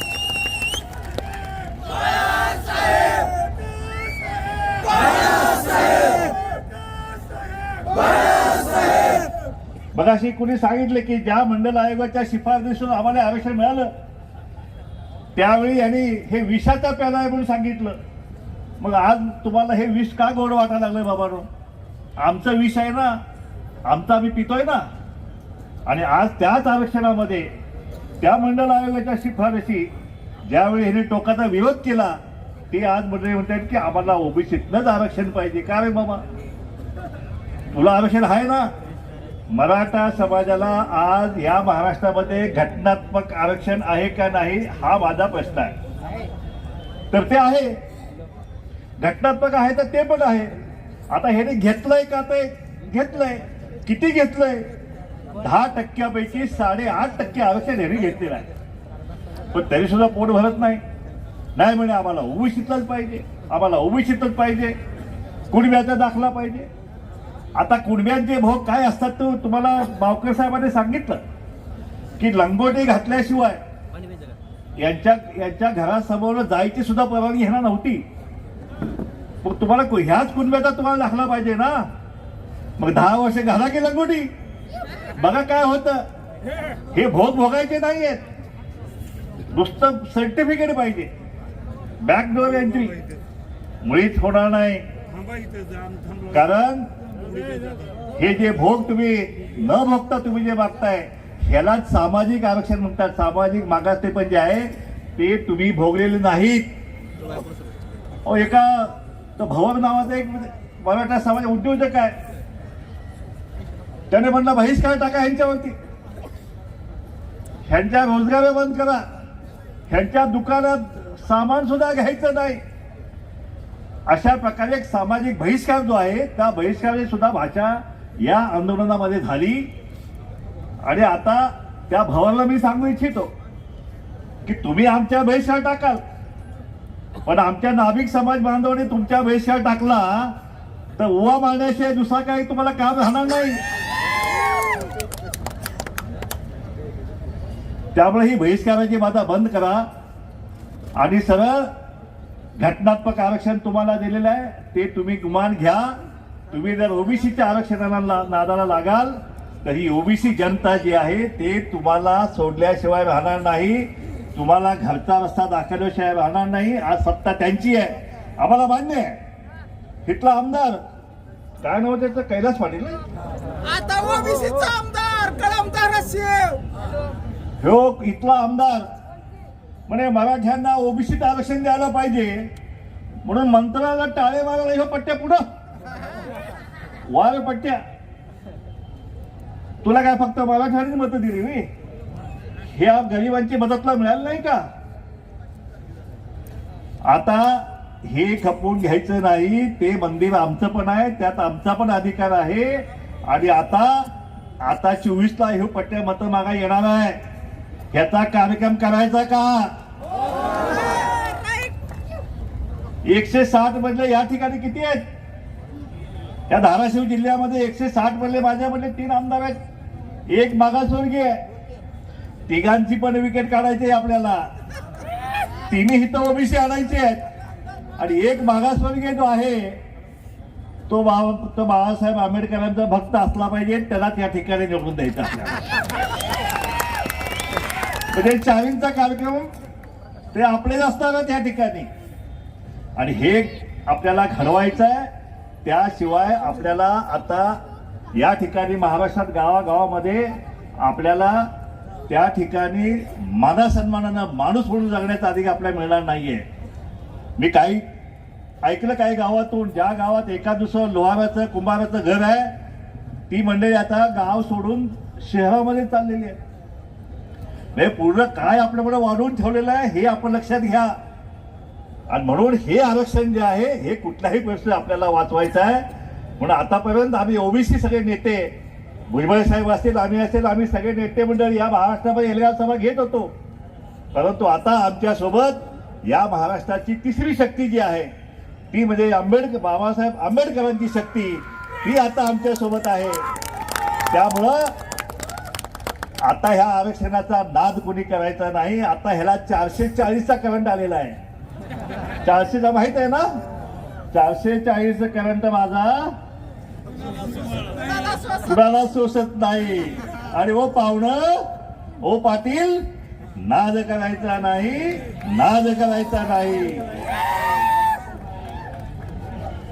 या ठिकाणी मराठ्यांना गरिबी आली म्हणे. अरे वा, काय गरिबी आहे? आंदोलनासाठी 10 लाख गाड्या, 200 जेसीबीतला फुलं उधळणे, हेलिकॉप्टर बद्दल फुलं उधळायची, 1000 कोटीचं डिझेल पेट्रोल. अरे वा रे गरिबी. मी पंढरपूरला आपला असाच मेळावा होता, एल्गार मेळावा. त्या ठिकाणी विठ्ठलाला साकडं घातलं की एवढी मोठी असली गरिबी जी आहे, हे विठ्ठलला, हे पांडुरंगा, असली गरिबी आमच्या ह्या ओबीसीच्या वाट्याला, दलितांच्या वाट्याला पण येऊ दे बाबा. तुम्हाला गरिबी कुणी आणली आहे? आम्ही आणली, ओबीसीने आणली, दलितांनी आणलेली आहे. तुमच्यात गरिबी कुणी आणलेली आहे? माझ्या मतदारसंघामध्ये, मी जत मतदारसंघातून आमदार होतो त्यावेळी तिथले मराठे असतील, धनगर असतील, ओबीसी सगळ्यांची गरिबी मी हटवली. त्या ठिकाणी त्यांना मी आरक्षण दिलं नाही. मराठ्यांना तिथल्या मी तिथं पाणी आणून दिलं, त्यांना बंधारे दिले, त्यांना विहिरी दिल्या, त्यांना खतं बांधायला जाऊन दिली. त्या ठिकाणी पवनचक्क्या आणल्या, 2500 पवनचक्क्या त्या ठिकाणी आणल्या. आणि त्यांची गरिबी आज एक सुद्धा मराठा त्या ठिकाणी गरिबी दिसणार नाही. एका दुसरं असेल, कारण गरिबी ही 100% कुठंच कमी होत नाही. आज अमेरिकेत सुद्धा गरिबी आहे. परंतु तिथला मराठा समाज जो आहे आज लखपती झाले आहेत. ऊसाचे मळे फुडलेले आहेत, द्राक्षाच्या बागा फुडलेल्या आहेत, डाळिंबाच्या बागा फुडलेल्या आहेत. एकेका वर्षाला एकेका 5-5, 6-6 लाख रुपये त्या ठिकाणी उत्पन्न काढत आहे. मग गरिबी आरक्षण न देता हटवू शकतो ना? मग तुमची गरिबी कुणी ही केली नाही. तुमचे सगळे भाऊबंद, तुमचे पायी पाहुणे ना, तेच आमदार, तेच खासदार, तेच कृषी मंत्री ट्रॅक्टरवरनं फोटो काढायचे आणि मतं मागायची. मग आता काय झालं? तुमची गरिबी तुम्हाला हटवायची आहे ना? आता ओबीसी आणि दलितांचं राज्य 24ला आणा. तुमची गरिबी 5 वर्षामध्ये आम्ही हटवल्याशिवाय राहणार नाही. हा शब्द या ठिकाणी आम्ही देत आहे. या ठिकाणी आता 54 लाख नोंदी सापडल्या. जरांगी आता इतके दिवस म्हणत होते तेव्हा 54 लाख नोंदी, 54 लाख नोंदी. इकडं महाराष्ट्र सरकार आम्हाला सांगायचं की आम्ही ओबीसीच्या आरक्षणाला धक्का न लावता आम्ही मराठ्यांना आरक्षण देणार आहे. म्हणलं बरं झालं. शिंदे सरकार ते म्हणतायत, देवेंद्र फडणवीस म्हणताय की आमचा डीएनएच ओबीसी आहे म्हणते. तिकडं अजितदादा म्हणतायत की आम्ही ओबीसीला धक्का लावू देणार नाही. मग आता काय झालंय, धक्का लागला का नाही? या ठिकाणी आतापर्यंत जरांगे सांगत होते, आम्ही गप होतो, आम्ही पण वेट अँड वॉचच्या भूमिकेत होतो. परंतु 18 जानेवारीला त्यांनी हा GR काढला. सगळ्या कलेक्टरला आदेश दिले की शिंदे समिती नेमलेली आहे. शिंदे समितीचा GR रात्री 2:45 वाजता काढलेला आहे, 2:45 वाजता. अरे एकाहत्तर GR दिवसा ढवळे आमच्यासाठी काढा ना. हा GR काढला आणि शिंदे समितीने नोंदी तपासल्या, कुणब्यांच्या नोंदी, कुठल्या निजाम काळातल्या नोंदी. आम्हाला वाटलं की ठीक आहे 5-25 नोंदी सापडल्या असतील, पण जरांगेच म्हणायचे 54 लाख, पण सरकारकडनं कोणीच बसत नव्हतं. पण 18 जानेवारीला जो GR काढला त्याच्यामध्ये सरकार म्हणतंय की शिंदे समितीनं प्रत्येक जिल्ह्यामध्ये ज्या नोंदी तपासल्या त्या नोंदीमध्ये 54 लाख नोंदी आढळलेल्या आहेत आणि त्या 54 लाख नोंदी ज्या आढळलेल्या आहेत त्या सगळ्या मराठ्यांना 8 दिवसाच्या आतमध्ये गावागावात बोर्ड लावून त्यांना सर्टिफिकेट इश्यू करा, असा आदेश जो आहे तो या सरकारनं काढलेला आहे. म्हणजे धक्का लागला का नाही? ओबीसी आरक्षणात धक्का लागला, मी तुम्हाला विचारतोय. आणि आता त्यांचे नातेवाईक, त्यांचे सगळे सोयरे हे किमान 5-6 जरी धरले तरी 2.5-3 कोटी मराठा समाजाला ह्या कुणब्यांच्या नोंदी देणार आहेत. म्हणजे सगळंच आरक्षण जे आहे, सगळंच आरक्षण हस्तगत करायचा हा प्लॅन जो आहे या सरकारनं केलेला आहे. आणि म्हणून याचा धिक्कार जो आहे तो मी आजच्या सभेमध्ये करत आहे. आणि म्हणून हा धिक्कार करण्यासाठी 26 तारखेला आम्ही आझाद मैदानमध्ये सगळ्या ओबीसीला आवाहन केलेलं आहे की 26 तारखेला आपलं आरक्षण गिळंकृत करायला जरांगे त्या ठिकाणी येत आहे, कोट्यावधी समाज त्या ठिकाणी येत आहे. पण त्या ठिकाणी आपल्याला सुद्धा घरात बसून चालणार नाही. त्या ठिकाणी 26 तारखेला आझाद मैदानमध्ये ओबीसी सुद्धा जे आहे ते धिक्कार आंदोलन या ठिकाणी केल्याशिवाय राहणार नाही, असा इशारा आम्ही सरकारला दिलेला आहे. माझी विनंती आहे महाराष्ट्रातील तमाम ओबीसी बांधवांना की आता घरात बसायची वेळ राहिलेली नाही. 26 तारखेला तुम्ही मुंबईला धडका आणि कुठल्याही परिस्थितीत हे आरक्षण जे आहे ह्यातला 1% सुद्धा या ठिकाणी आम्ही घेऊ देणार नाही, असा इशारा जो आहे तो या सरकारला आपल्याला द्यावाच लागेल. नाहीतर आपल्या पिढ्या ज्या आहेत या ठिकाणी गावागावामध्ये गुलाम झाल्याशिवाय राहणार नाही. या ठिकाणी तेलीमाळी, साळी, कुस्ती, कुमार सगळे गाव कुस्ता पाहणारे मंडळी आहेत. माझं आपल्याला आजच्या वेळात एकच सांगणं आहे की माझं आपल्याला माहित आहे की जरांगे भुजबळांना म्हणाले की भुजबळांना पाडल्याशिवाय राहणार नाही, भुजबळांना पाडल्याशिवाय राहणार नाही. आमची 1 लाख मतं आहेत मराठ्यांची, कुठे 1.25 लाख मतं आहेत. आणि ज्यावेळी मी बघितलं आईला म्हटलं लई चाललंय यांचं आता काय. आणि म्हणून एक दिवशी माझ्या त्या दिवशी नांदेडला मी होतो आणि मला पत्रकाराने मला विचारलं, अहो ते सारखं असं म्हणतात की भुजबळाला पाडणार कोणी, आम्ही भुजबळाला बघणार. मी म्हणलं ठीक आहे, भुजबळांना पाडतायत हा, 1 भुजबळ तुम्ही पाडाल, आम्ही 160 मराठे पाडल्याशिवाय राहणार नाही, असा इशारा महाराष्ट्रातल्या सगळ्या माणसामध्ये दिलेला आहे. पाडायचं का ना? 160 पाडायचे का? 160 पाडायचे का? मागचे लोक सांगा. प्रत्येक जिल्ह्याच्या प्रत्येक सभेमध्ये 160 पाडायचा निर्धार जो आता या ठिकाणी होत आहे. या ठिकाणी धाराशिव मधले त्यातले 3 आहेत, धाराशिव मध्ये 3 आहेत, ते तिन्ही पाडायचे ना. हा, तिन्ही त्या ठिकाणी पाडायचे आणि ओबीसी आणि दलित त्या ठिकाणी निवडून आणायचे. आणि या येणाऱ्या 24 तारखे 24 जे सरकार आहे ते सरकार आपलं आणायचं आहे. आता सरकारने आपल्या आरक्षणात धक्का लावलेला आहे. या सरकारने आपला विश्वासघात केलेला आहे. एकीकडे शिंदे साहेब म्हणतात की आम्ही टिकणारं आरक्षण देणार आहे, आपण तुम्ही कुणाला देणार आहे? आता सगळे जर कुणबी झाले तर मराठा समाज नावाला सुद्धा उडणार नाही महाराष्ट्रामध्ये. तुम्हाला माहित आहे का मिलिटरीमध्ये मराठा लाईट इन्फंट्री ब्रिगेड असं काहीतरी आहे, मराठा बटालियन आहे. आता त्याचं नाव बदलायला लागेल. आता तुम्ही सगळे कुणबी म्हणून घेता ना, तुम्हाला सर्टिफिकेट पाहिजे, आरक्षण पाहिजे. आता त्या बटालियनचं नाव कुणबी बटालियन ठेवावं लागेल.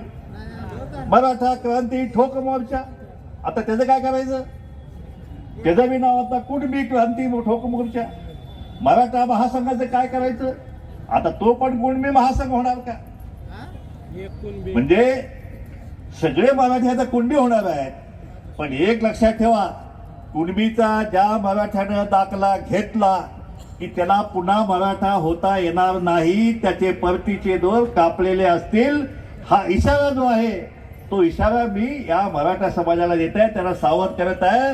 कारण आता रोहिणी आयोग या ठिकाणी येत आहे. या रोहिणी आयोगामध्ये 27% आरक्षणाचं आता 9%, 9%, 9% जे आहे, अशा प्रकारे आता या ठिकाणी विभाजन होणार आहे. आणि त्या 9%मध्ये कुठल्या तरी 9% ह्या मराठा समाजाला कुणबीचे दाखले घेऊन जायला लागणार आहे. आज ओबीसीचं आज या ठिकाणी मेरिट बघितलं तर 86% 96% गेलेलं आहे. जर मराठा कुणबी दाखला घेऊन या ठिकाणी आरक्षणात आला तर त्याला आमच्या मुलांशी 86 ते 96% मार्कात तुम्हाला कॉम्पिटिशन करायला लागेल. तुमचा त्या ठिकाणी सुद्धा निभाव आमची ओबीसीची पोरं तुम्हाला लागू देणार नाहीत. त्यामुळं त्यातलं तुम्हाला फक्त 2% मिळणार आहे. त्यामुळं या महाराष्ट्रात तमाम मराठा समाजाला मी आवाहन करतो की कुणबी दाखला घ्यायच्या आधी तुम्ही विचार करा. कारण वन्स बॅकवर्ड ऑलवेज बॅकवर्ड, एकदा मागासवर्गीय झाला की तुम्ही कायम मागासवर्गीय झालेला आहे. आतापर्यंत सगळ्या आयोगाने या ठिकाणी मराठा समाजाला मागासवर्गीय नाही असं सिद्ध झालेलं आहे. असं सिद्ध झालं असताना मी मगाशी आंबेडकर साहेबांशी बोलत होतो की घटनेमध्ये ही ज्यावेळी देश स्वतंत्र झाल्यानंतर घटनेनुसार सगळ्या जमातीचं सर्वेक्षण झालं. त्या ठिकाणी मराठ्यांचं झालं, ओबीसीचं झालं, दलितांचं झालं, आणि कोण मागासलेला आहे कोण नाही मागासलेला हे सगळं ठरलंय. आणि त्यानुसार मराठा हा मागासला नाही असं स्पष्ट झालेलं आहे. सुप्रीम कोर्टाने सुद्धा सिद्ध केलेलं आहे. मग आता हा जो बॅकडोर एंट्री जी आहे की आम्ही कुणबी दाखले घेऊन आम्ही ओबीसीत प्रवेश करणार, म्हणजे मागासलं पण सिद्ध न करता तुम्ही कुणब्याचे दाखले घेऊन येणार असाल तर माझं तुम्हाला आव्हान आहे की तुम्ही 54 लाख काय तुम्ही 1 कोटी दाखले घेऊन जरी आलात तर तुमचा एक पण दाखला आम्ही तुम्हाला सहजपणे मिळवू देणार नाही. आम्ही हे आव्हान घटनात्मक दृष्ट्या आम्ही आव्हान कोर्टात देणार आहोत. एकीकडे कोर्टाची लढाई, दुसरीकडे राजकीय लढाई आणि दुसरीकडे सामाजिक लढाई, या तिन्ही पातळ्यावरती आता ओबीसी आणि दलित समाज या ठिकाणी आता लढाई लढणार आहे. तुमचा एक पण दाखला जो आहे तो आम्हाला मंजूर नाही. महाराष्ट्र शासनाला मी या समितीत इशारा देत आहे की उद्याच्या उद्या हे सगळं थांबवा. नाहीतर 26 तारखेपासून या महाराष्ट्रातला ओबीसी समाज जो आहे तो या ठिकाणी रस्त्यावर उतरून रस्त्याची लढाई केल्याशिवाय राहणार नाही. आणि तरी सुद्धा तुम्ही हे जर केलं, कारण आता आरक्षणाचं सर्वेक्षण चालू आहे, बंगल्यात जरी बसून सर्वेक्षण केलं तर म्हणजे आम्ही झोपडी आहे. म्हणजे किती खोटं किती बोगसगिरी करायची याला काय लिमिट आहे. तुम्ही या ठिकाणी मराठा जो आयोग होता मागासवर्गीय आयोग त्याचे सगळे अध्यक्ष मराठा केला. तुमचे सगळे सदस्य ओबीसीचे होते ते हाकलले आणि सगळे मराठा केले. आता 8 दिवसामध्ये 3 कोटी मराठा समाजाचा 8 दिवसात सर्वेक्षण करायचं आहे आणि म्हणजे कायदा पास करणार आहे. मागच्या वेळी तुम्ही कायदा पास केला होता ना, तो कायदा आम्ही सुप्रीम कोर्टात आम्ही आव्हान दिलं आणि त्या कायद्याची धोरणानं आम्ही सुप्रीम कोर्टात केलेली आहे. जर तुम्ही आता अशाच प्रकारचा कायदा पुन्हा तुम्ही केला तर तुम्ही पुन्हा सुद्धा त्या कायद्याची धोरण आम्ही या सुप्रीम कोर्टामध्ये आणि हायकोर्टामध्ये केल्याशिवाय राहणार नाही असा इशारा या ठिकाणी देत आहे. आणि जर तुम्ही करायला लागाल तर 24च्या निवडणुकीमध्ये हे तुमचे सगळे पाटील आणि हे सगळे जे पवार पाटील आहेत ह्या सगळ्यांना घरी बसवण्याचा निर्णय आता ओबीसीने केलेला आहे. त्यामुळे 24ला परत तुमचं येणं नाही. आता त्या ठिकाणी ओबीसीचं सरकार या ठिकाणी येणार आहे. ते म्हणतायत तुम्ही धाकटे भाऊ आहे आम्ही मोठे भाऊ आहे. अरे वा, मोठे भाऊ सगळा वाटा तुम्हाला आणि घाटा आम्हाला. सगळा घाटा आमच्या नशिबी काय, तुमच्या नशिबी मुख्यमंत्री पद, अर्थमंत्री, कृषी मंत्री, उद्योग मंत्री सगळे मंत्री तुम्हाला. आणि आमच्या वाट्याला काय हो, तुमच्या वाट्याला कारखाने, तुमच्या वाट्याला शिक्षण संस्था, हॉस्पिटल, अमकं टमकं सगळं तुम्हाला. आणि आमच्या वाट्याला ऊसतोडी, वेट बिगारी, हमाली, दगडफोडी हे सगळं आमच्या वाट्याला आलेलं आहे. आणि म्हणून तुम्हाला आता तुम्ही आम्हाला लहान भाऊ म्हणताय, पण आता एकदाचा आमच्याकडे जो वाटा आहे तो तुमच्याकडे घ्या आणि तुमच्याकडचा वाटा जो आहे तो एकदा आम्हाला द्या. जर तुम्ही गुमान देणार नसाल तर 24च्या रणसंग्रामामध्ये आता आम्ही तो आमचा हक्काचा वाटा जो आहे तो आम्ही घेतल्याशिवाय राहणार नाही असा इशारा सुद्धा आम्ही सरकारला या ठिकाणी देत आहे. या ठिकाणी धनगर समाजाचा विषय धाराशिव जिल्ह्यामध्ये मोठी संख्या आहे. म्हणता धनगर समाजात धाकटा भाऊ त्यांचं एसटीचं आरक्षण आम्ही देणार म्हणून सांगतोय. एकीकडे धनगर समाजाचं ओबीसीचं आरक्षण त्याला कोर्टात आव्हान, ह्या जरांगे पाटलाचा सहकारी जो आहे तो बाळासाहेब सराटे त्यांनी कोर्टात आव्हान दिलंय. म्हणजे धनगरांचं आरक्षण बोगस आहे, माळ्यांचं बोगस आहे, सगळ्यांचं बोगस आहे. ह्यांचा कसं सर्वेक्षण नाही आहे, ह्यांचं आरक्षण रद्द केलं पाहिजे, ह्यांना ओबीसीनं बाहेर केलं पाहिजे, त्या ठिकाणी मराठा घातली पाहिजे. अशा प्रकारची वंजारानं सुद्धा बाहेर काढा म्हणून सांगितलं की वंजारात सुद्धा आरक्षण बोगस आहे म्हणे आणि ह्यांचंच आरक्षण तेवढं खरं. वावे पठ्ठ्यानो या ना कोर्टात तुम्ही इकडे कोर्टात तुम्ही हे करताय आणि इकडे धनगरांच्या एसटीचं आरक्षण तुम्ही हे करताय. गेल्या 50 वर्षामध्ये एसटीचा आरक्षणाचा शब्द तुम्ही दिला होता ना, तुमच्या ह्या सगळ्या मराठा सरदारांनी पाळला का तुम्ही शब्द? का धनगरांचं एसटी आरक्षण तुम्ही दिलं नाही? एसटी आरक्षणाचा लढा आता आमचा कोर्टात सुरू आहे आणि तो सुद्धा आम्ही जिंकल्याशिवाय राहणार नाही. परंतु जोपर्यंत एसटी मिळत नाही तोपर्यंत धनगरांचं ओबीसीतलं एनटीचं आरक्षण हे आम्हाला वाचवल्याशिवाय आम्हाला पर्याय नाही. आणि म्हणून एखादी आमची नंदाताई खोत एखादी नगराध्यक्ष होते, एखादा आमचा नानजी पाटील गावात त्या पुणे जिल्ह्याचा आमचा जिल्हा परिषद अध्यक्ष होतो, पण ते पण ह्यांना बघवणं झालंय. आणि म्हणून हे राजकीय आरक्षण काढून हिसकावून घ्यायसाठी हा सगळा उपद्रव जो आहे तो आम्हाला ओबीसीतच आरक्षण पाहिजे यासाठी सगळा सुरू आहे. पण आता एक लक्षात ठेवा, आता ओबीसी आणि दलित जागा झालेला आहे. ज्या दिवशी चावडीवरती दलित, ओबीसी, तेली, माळी, साळी, कोष्टी, कुंभार, धनगर, वडार हे एकत्र येतील तेव्हापासून यांचा सरपंच सुद्धा होणार नाही. या महाराष्ट्रामध्ये सरपंच सुद्धा आमदारकी लय लांब राहिली. आणि म्हणून सगळेजण आता चावडीवरती एकत्र या. मी या ठिकाणी आपल्या सगळ्यांना विनंती करतो, गावागावामध्ये सगळे ओबीसी दलित बांधव होते एकत्र या.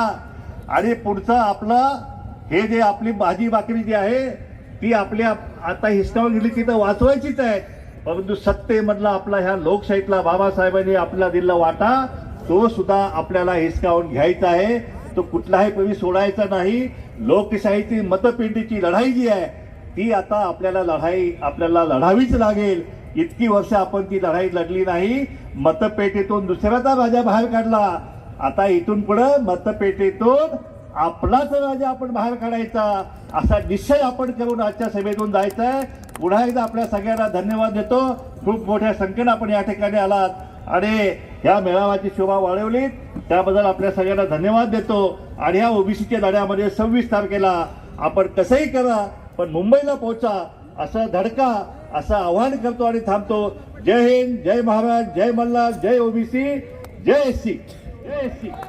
मुद्दा करते आता आपल्याला अनुमोदन तसेच मार्गदर्शन या ठिकाणी करणार आहेत श्रद्धेय बाळासाहेब आंबेडकर.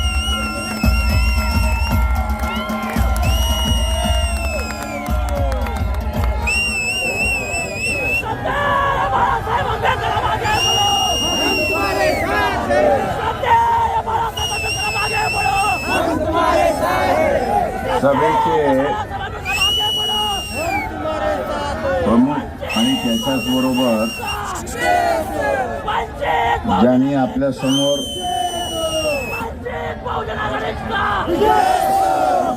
आपलं मनोगत व्यक्त केले असे असणारे प्रकाशांना शेंडगे, सन्माननीय पी मुंडे, कोकणाचे असणारे नेते, कुणबी समाजाचे असणारे नेते चंद्रकांत बावकरजी, त्याच्याच बरोबर या ठिकाणी पनवेलमध्ये राहणारे असणारे JD तांडे, प्राध्यापक विष्णू जाधव, त्याच्याच बरोबर प्राध्यापक किसन चव्हाण, अनिल जाधव, प्रवीण रणबागुल, अर्जुन सलगर, या कार्यक्रमाचे असणारे आयोजक संयोजक या ठिकाणी सचिन शेंडगे, त्यांचे असणारे साथी उमेश मरोळ, सुदर्शन गर्डे, भीमराव भीमरावजी बी.डी. शिंदे, अरुण जाधव, दीपक जाधव आणि आपल्या ह्या कार्यक्रमाला आलेले मौलाना मुफ्ती सय्यद वसीम अहमद, मंचकावरती बसून सर्वच प्रतिष्ठित मंडळी, उपस्थित बंधूंनो आणि भगिनींनो,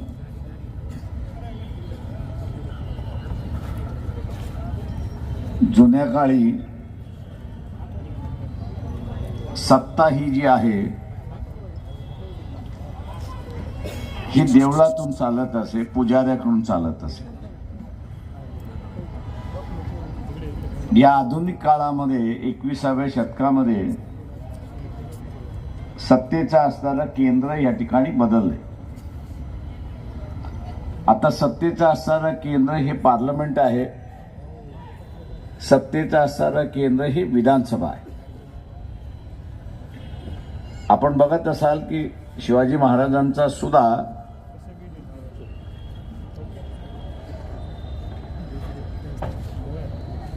राज्य स्थापन झालं, फार मोठा इलाका त्यांनी आज सारा आपल्या कब्जाखाली केला. परंतु त्या कालावधीमध्ये जोपर्यंत राजाचा असणारा मान सन्मान धर्माने केला नाही, राज्याभिषेक जे म्हणतो आपण, तो जोपर्यंत होत नाही तोपर्यंत असणारा अधिकृतरित्याने राजा तो समजला जात नसतो.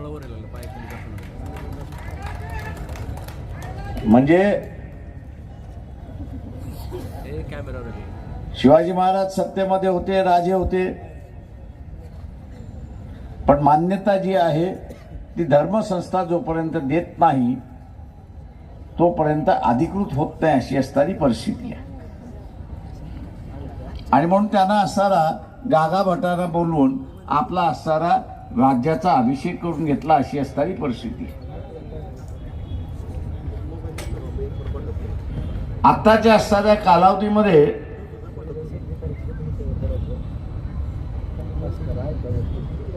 सत्तेचं केंद्र बदललं.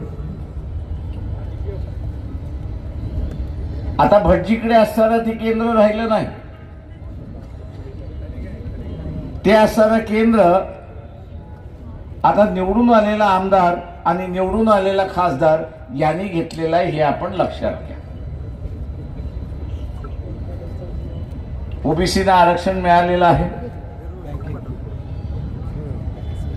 माझ्या अगोदरच्या सगळ्या वक्त्यांनी जी भाषणं केली की हे आरक्षण राहिलं पाहिजे आणि या आरक्षणामधून ओबीसीचा उद्धार झाला पाहिजे, अशा रीतीने वक्तव्य करण्यात आलं. वस्तुस्थितीला धरू नये, नाही असं नाही. हे आरक्षण आपण वाचवणार, हा सगळ्यात महत्वाचा भाग आहे.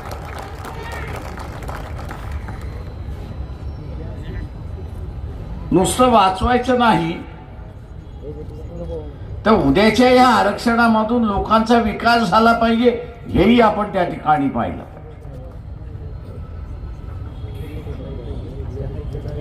आता हा विकास साधायचा असेल आणि आमदार आणि खासदार व्हायचा असेल तर सगळ्यात प्रथम काय मिळालं पाहिजे? उमेदवारी मिळाली. सगळ्यात प्रथम काय आहे तर उमेदवारी मिळाली पाहिजे. उमेदवारी मिळाली तर आपण इलेक्शनला उभं राहतो आणि इलेक्शनला उभं राहिलो, जिंकलो की आपण त्या विभागाचा आमदार होतो किंवा त्या विभागाचा खासदार. इथेच सगळ्यात मोठी गमक आहे, ही आपण लक्षात घ्या. इथे सगळ्यात मोठी गमक आहे. मी आज नाही तर 90 सालापासून असं म्हणत आलेलो आहे की महाराष्ट्राची सत्ता, महाराष्ट्राची असणारी सत्ता ही 59 कुटुंबांमध्ये अडकलेली आहे. मग ती DCC बँकेचं चेअरमन असेल, जिल्हा परिषदेचा अध्यक्ष असेल, बाजार समितीचा असणारा चेअरमन असेल, पतसंस्था असतील किंवा इथले खासदार असतील, खासदार असतील. मी मांडत नाही, तुम्ही इथलेच असणारे आमदार घ्या आणि खासदार घ्या, नात्या गोत्याचा त्यांचा संबंध आहे की नाही? नात्या गोत्याचा असणारा संबंध आहे.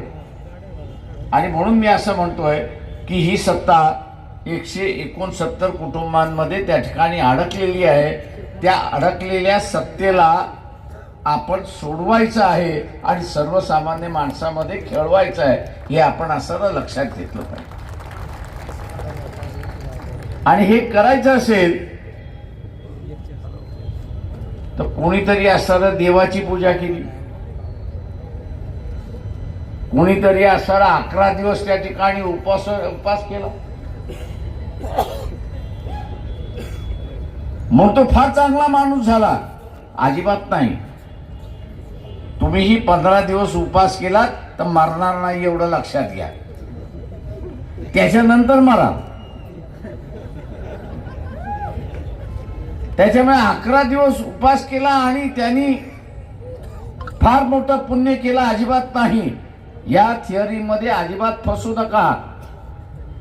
जे मिळालेलं आहे ते निघून जाईल, हे लक्षात घ्या. जे मिळालेलं आहे ते निघून जाईल, एक लक्षात घ्या. आपल्याला उद्याचं आरक्षण वाचवायचं असेल तर या ठिकाणी राजकीय पक्ष आरक्षणवादी एका बाजूला झाले पाहिजेत आणि दुसऱ्या बाजूला त्यांनी आरक्षणवादी जे आहेत त्यांना उमेदवारी दिली पाहिजे, हे आपण असताना लक्षात. इतके राजकीय पक्षांचे 2 गुण असले पाहिजे. एक तर तो आरक्षणवादी असला पाहिजे आणि दुसरा या आरक्षणवादी कृतीला आकार आणि स्वरूप देण्यासाठी त्यांनी असताना उमेदवारी दिली पाहिजे, हे आपण असताना लक्षात घ्या. आपण असताना म्हणतोय की बा आम्ही असताना आमच्या ताटामध्ये कोणाला येऊ देणार नाही, ही वस्तुस्थिती. पण त्याच्याच बरोबर उद्याचे असणारे सत्ताधारी आपण होणार आहोत. उद्याचे आपण सत्ताधारी ज्यावेळेस होणार आहोत त्यावेळेस या देशामध्ये नॉन ओबीसी जो आहे, ओबीसीच्या बाहेरचा जो वर्ग आहे, आरक्षणाच्या बाहेरचा जो वर्ग आहे, त्याचंही दुःख हे आपल्याला समजून घ्यावं लागेल, हे आपण सरळ लक्षात घ्या. पण आजच्या स्थितीला ते अजिबात होत नाही, हे लक्षात घ्या. मग भारतीय जनता पक्ष असेल, काँग्रेस पक्ष असेल किंवा NCP असेल किंवा इथला असणारा शिवसेनाही असेल, उमेदवारीच्या यादीमध्ये आपण बघितलं किंवा आजच्या असणारे निवडून आलेले खासदार जर आपण असताना पाहिलं, या खासदारामध्ये एक खासदार धनगर समाजाचा दिसतोय का? तर नाही. एखादा माळी समाजाचा दिसतोय का?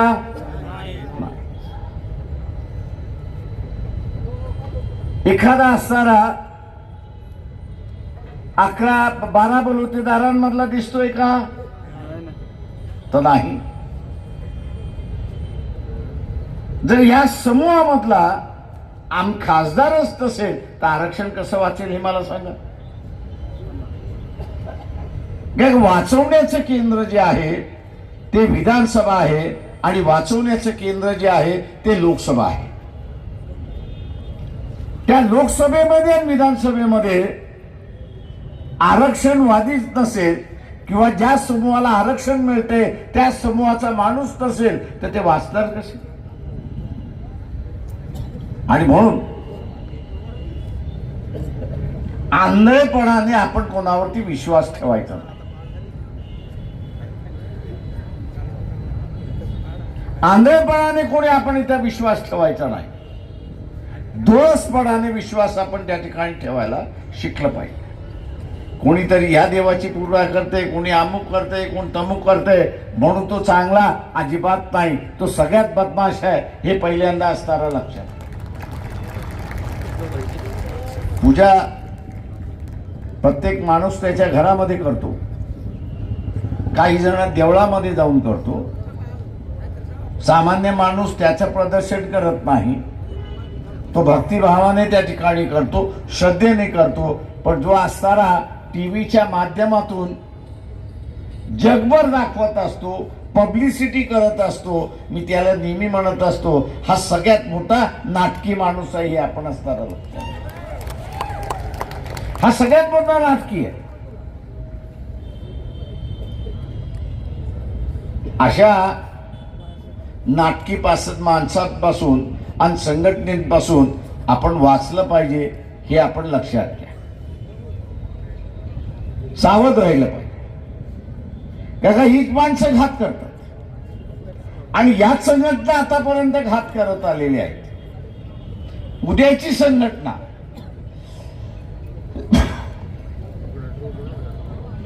उद्याची असणारी संघटना ही माझ्या विचाराची आहे की नाही, माझ्या हिताची आहे की नाही, माझ्या प्रश्नाला प्राधान्य देते की नाही, हे नुसती बोल घेवडी असता कामा नये. मी आरक्षणवादी आहे एवढं म्हणून चालणार नाही. महाराष्ट्रामध्ये 48 लोकसभेच्या जागा आहेत. आदिवासींसाठी किती राखीव आहेत? आदिवासींसाठी राखीव किती आहेत? 3. 48 मधून 3 मायनस केलंय, किती राहिल्या? 43. एससीच्या राखीव जागा मायनस करा, किती राहतात? 4 जागा आहेत. आता या 41 जागांपैकी धनगर, वंजारी, माळी, आलुतेदार, बलुतेदार, भटके विमुक्त, किमान जो पक्ष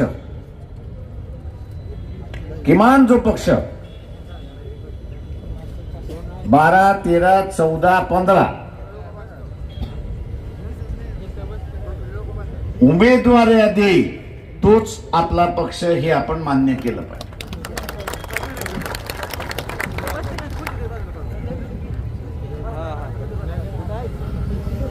आपला कोण, आपला पक्ष कुठला? जो आपल्याला उमेदवारी देईल तो. जो पक्ष आपल्याला उमेदवारी देणार नाही त्याला पहिल्यांदाच पुल्ली मारली पाहिजे हे आपण लक्षात घ्या. उमेदवारी मिळाली तर जिंकण्याचे चान्सेस आहेत. उमेदवारी मिळाली त्याला आपल्याला जिंकवता येतं, विधानसभेमध्ये किंवा लोकसभेमध्ये पाठवता येतं आणि तो आपलं आरक्षण वाचवण्याचं कामकाज त्या ठिकाणी करू शकतो.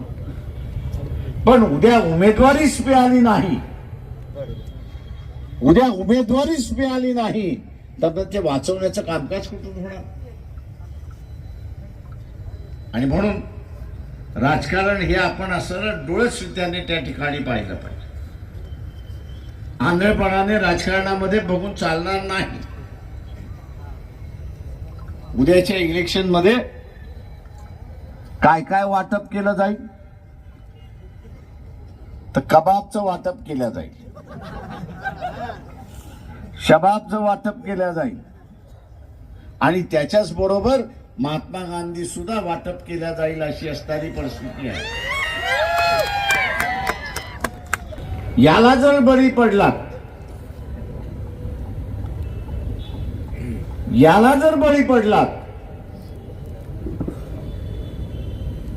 तर आरक्षण सोडा, हे संविधान सुद्धा गेलं म्हणून असणारं समजा.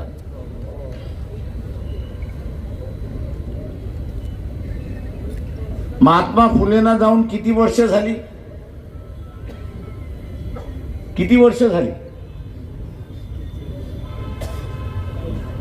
महात्मा फुलेंना जाऊन किती वर्ष झाली? 150 वर्ष तर झाली.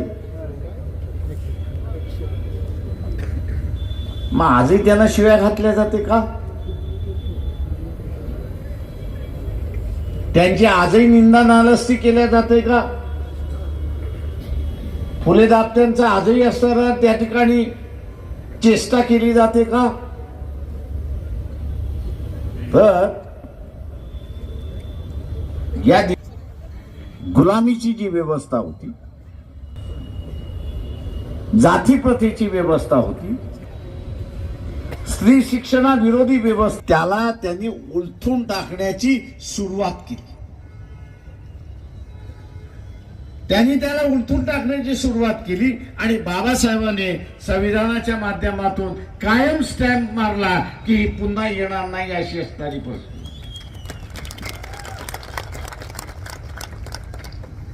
आणि की महात्मा फुले असतील, शाहू महाराज असतील, बाबासाहेब असतील, यांच्याबद्दल आठवड्यातून एकदा, दोनदा, तीनदा नाही तर अनेक वेळा विडंबन करणारं लिखाण त्या ठिकाणी लिहिलं जातं. याचं कारण की इथली वर्ण व्यवस्था जी होती, जात व्यवस्था जी होती ती उद्ध्वस्त झाली आणि समतेची व्यवस्था या ठिकाणी सुरुवात झाली. आज ही पुन्हा लढाई या ठिकाणी सुरुवात झाली. आज ही पुन्हा लढाई या ठिकाणी सुरुवात झालेली आहे की ज्यांना तुम्ही उद्ध्वस्त केलं, ज्यांना तुम्ही उद्ध्वस्त केला, आज तेच पुन्हा म्हणतात आहेत की आम्ही उद्याच्या सत्तेमध्ये आलो तर या देशामधलं संविधान आम्ही बदलल्याशिवाय राहणार नाही. आम्ही संविधान बदलल्याशिवाय राहणार नाही. या संविधानामुळे काय झालं तर इथला असणारा 18 बलुतेदार आणि 12 आलुतेदार हा सत्तेमध्ये जाण्याचं मोकळं झालं की ज्याला पूर्वी बंद होतं. ते मोडलं कोणी असेल तर शिवाजी महाराजांनी मोडलं. उरले कुठल्याही राज्यामध्ये ताकद नव्हती ती मोडायची आणि म्हणून शिवाजी महाराज सामाजिक स्वातंत्र्य जोपर्यंत जिवंत आहे तोपर्यंत तेही जिवंत राहतील हे आपण सर्व लक्षात घ्या. लोकांच्या मनामध्ये ते जिवंत राहतील, लोकांच्या विचारामध्ये त्या ठिकाणी जिवंत राहतील. आता ही व्यवस्था ठेवायची की न ठेवायची याचा निर्णय आपल्याला त्या ठिकाणी द्यावा लागेल. याचा निर्णय आपल्याला त्या ठिकाणी द्यावा लागेल आणि तो द्यायचा असेल तर मी आज असताना मानतोय की समाज व्यवस्थेमध्ये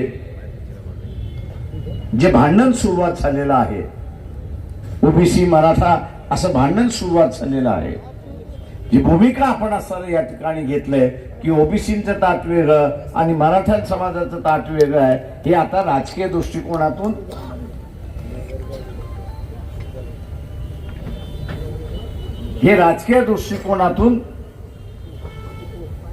आता मान्य झालेलं आहे.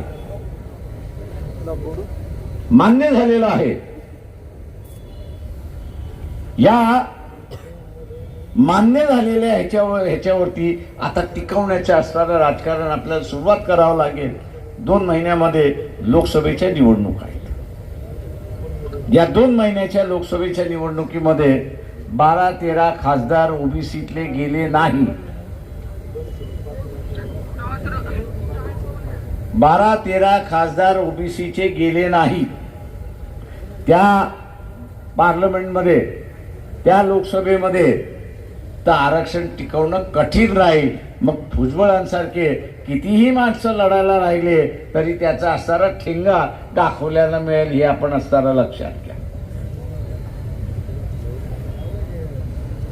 कारण का सत्तेच्या केंद्रामध्ये तुम्ही नाही. संधी आली त्यावेळेस तुम्ही कोणाला बसवलं नाही. ओबीसीच्या बाजूने, ओबीसीच्या उमेदवाराच्या बाजूने तुम्ही उभा राहिला नाही तर संदेश काय देताय की आम्हाला असणारं आरक्षण नको. का जो आरक्षण विरोधी होता त्याला तुम्ही मतदान देऊन बसलात आणि लोक म्हणतात की मतदानाच्या माध्यमातून लोकांचं मत हे व्यक्त होतं, तेव्हा माझं व्यक्त होणारं मत हे आरक्षणवादी आहे हे आपल्याला सिद्ध करावं लागेल, दाखवावं लागेल. आणि म्हणून टी.पी. मुंडे यांनी असणारी जी भूमिका घेतली आणि आपल्या पुढे जी असताना मांडली या ठिकाणी की माझं ह्या पुढचं मत कोणाला, माझं ह्या पुढचं मत कोणाला, माझं ह्या पुढचं मत आरक्षणवाद्याला, माझं ह्या पुढचं मत आरक्षणवाद्याला, दुसरं कोणालाच नाही.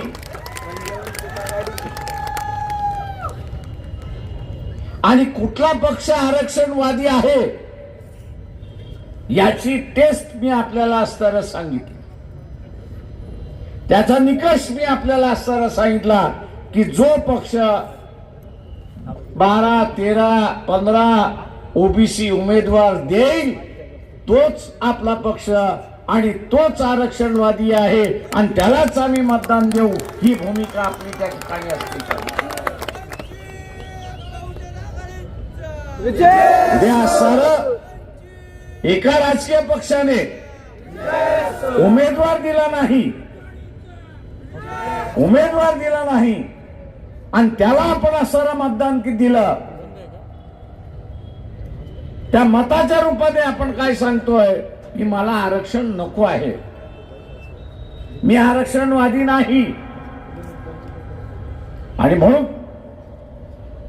आज आपण रस्त्यावरती येऊन बसलोय, वाचवण्यासाठी आपण बसलेलो आहोत. रस्त्यावरती जसं आपण येऊन बसलेलो आहोत तसं मतदानामध्ये सुद्धा मी आरक्षणवादी आहे आणि आरक्षणवाद्यालाच मी मतदान कराल हे आपण जर त्या ठिकाणी केलं तर इथला असणारं आरक्षण वाचेल हे आपण लक्षात,